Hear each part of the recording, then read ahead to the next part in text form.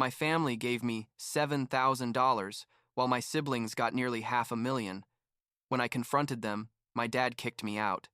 But years later, the siblings who got everything don't talk to them anymore, and now my parents are begging me for financial help.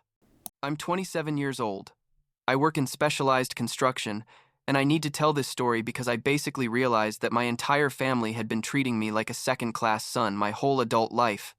And when I finally confronted them with real proof, actual numbers, my father told me to get lost if I didn't like it. And that's exactly what I did. And now, years later, it turns out the same siblings who received all that money don't even talk to my parents anymore. And guess who they called last week, asking for help? But anyway, I'm going to start from the beginning so you understand the whole situation. I grew up as the second of 4 siblings, and I always had this weird feeling that I wasn't exactly the same as the others, you know? But when you're a kid, you can't articulate that. You just know something feels different. My older sister Vanessa was like the golden child of the family. Super smart, always got the best grades, went to an Ivy League university, and my parents wouldn't stop talking about her.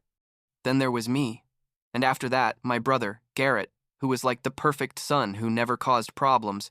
And finally, Morgan, the baby of the family, who everyone obviously adored because she was the youngest. The thing is, when I started college, like at 18, I wanted to study engineering or something like that. But my parents told me they couldn't pay for a full university for me because they were already helping Vanessa with her graduate degree. Which, okay, I understood at the time, like I thought, well, she's older, she got there first, makes sense.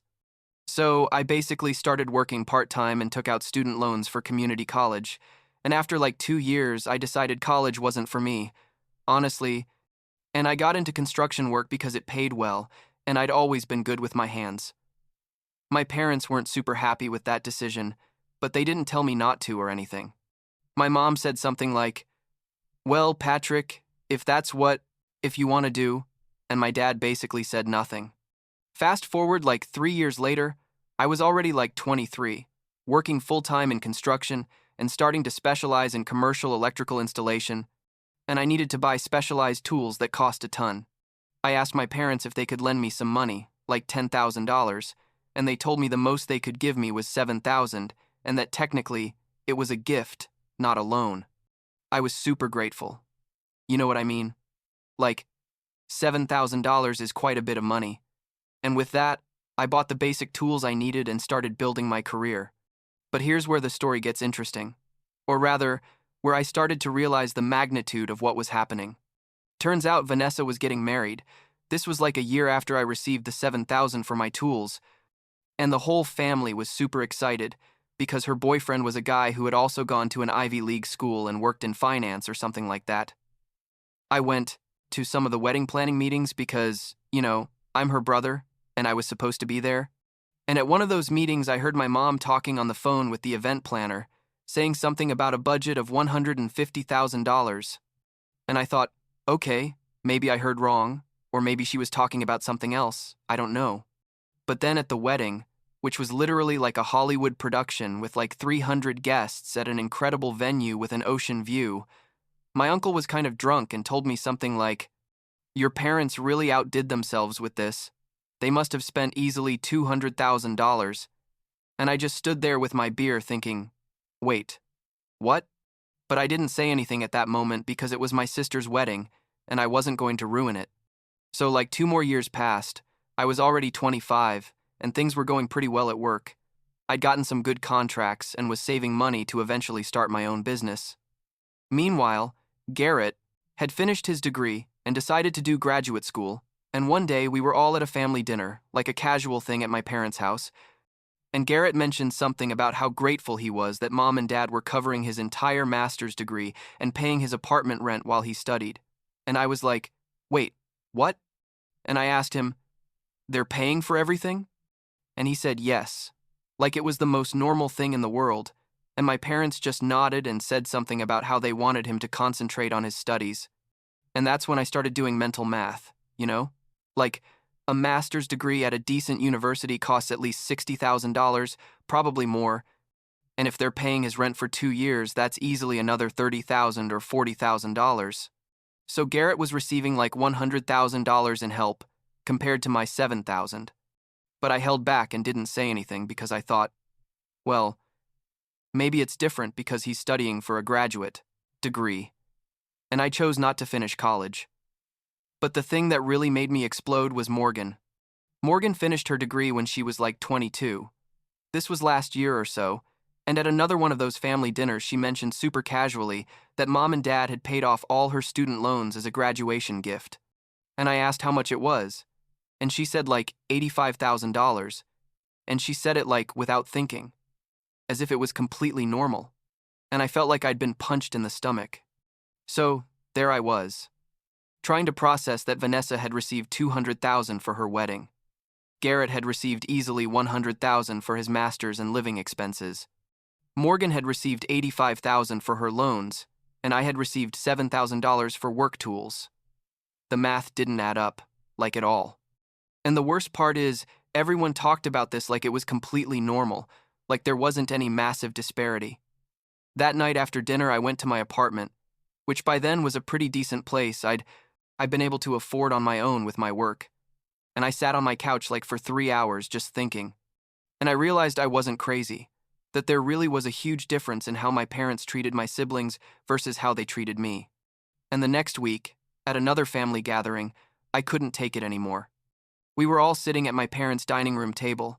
It was a typical Sunday with home-cooked food and all that, and my siblings were talking about their future plans. Vanessa was talking about buying a house, and mentioned that mom and dad were going to give them $50,000 for the down payment. And I literally dropped my fork and said, "You have to be kidding." And everyone looked at me like, "What?" And I said, "You're going to give her another $50,000? Seriously?" My dad asked me what the problem was, and I exploded. I told him, "The problem is, Vanessa has received basically $250,000 between her wedding and now, this.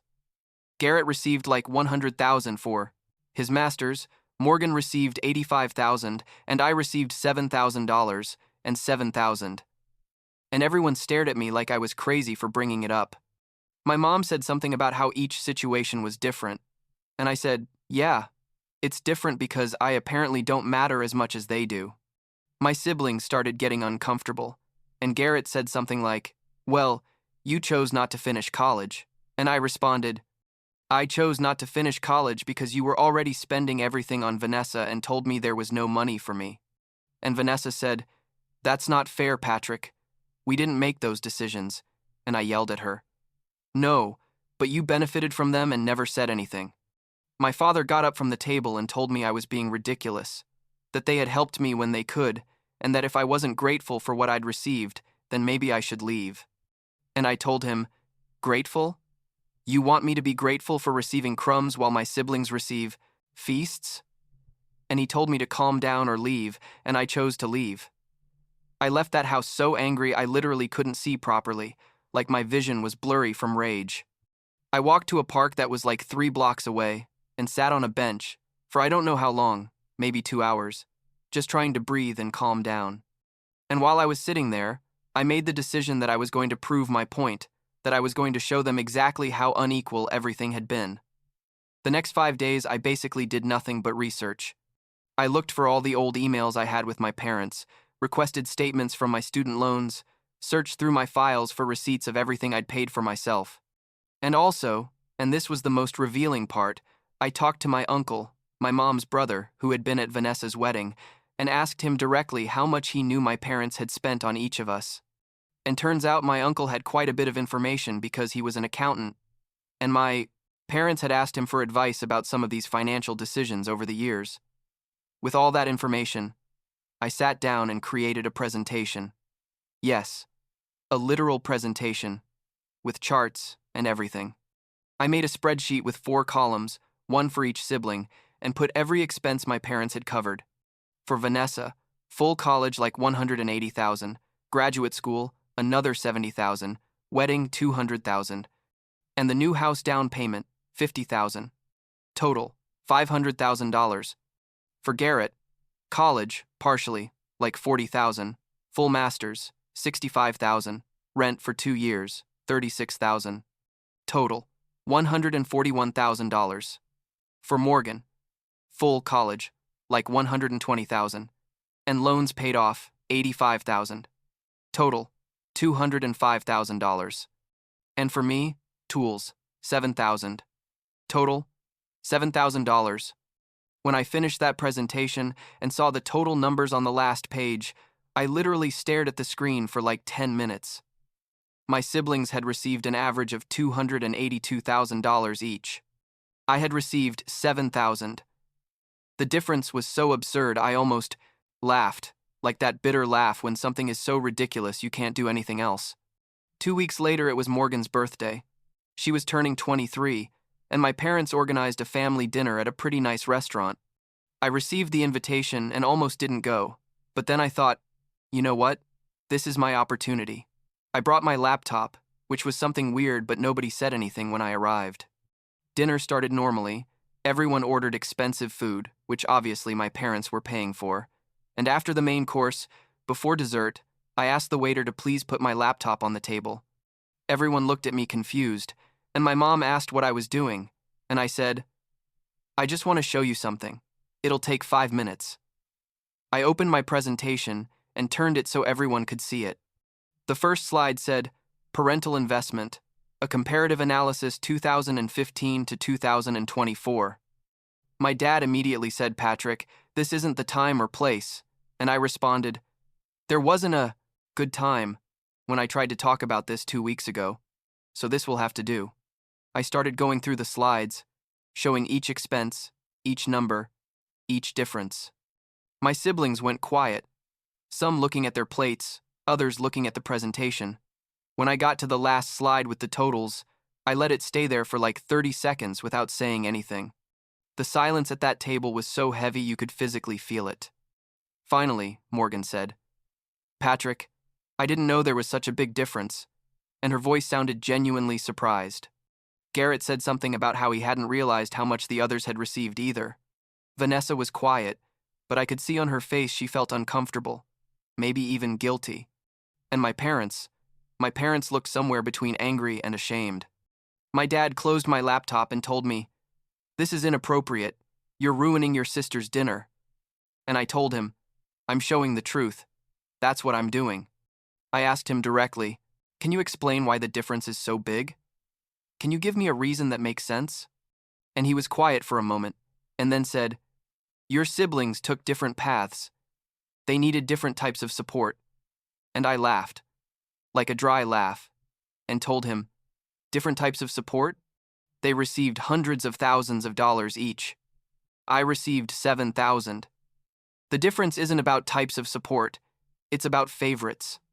And my mom started crying, which honestly surprised me because she almost never cried, and said they had always loved me the same as the others, that I was misinterpreting everything. But Garrett surprisingly said, Mom, he's right. The difference is huge. And Morgan nodded too. Vanessa stayed quiet, but I could see she was processing all this. And for a moment, a very brief moment, I thought maybe this was going to lead to some kind of reconciliation, to some kind of real acknowledgement of what had happened. But then my dad got up from the table, threw down his napkin, and told me, Patrick, if you can't be happy with what we gave you, if all you're going to do is keep score and complain, then maybe you should consider whether you really want to be part of this family.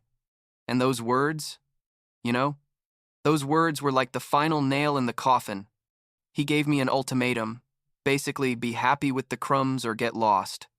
I got up, grabbed my laptop, looked at my siblings, who all looked uncomfortable and sad, and told them, you know now, you know exactly how things were, and if you decide not to do anything about it, if you decide to keep accepting all that money without saying anything, then you're as guilty as they are. I looked at my parents and told them, thanks for finally being honest about what you really think of me, and I left the restaurant.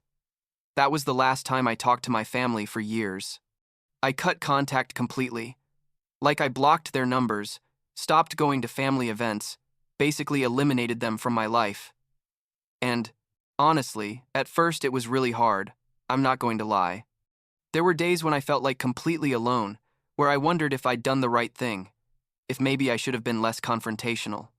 But then I'd remember those numbers, that massive difference, and I'd realize I hadn't done anything wrong.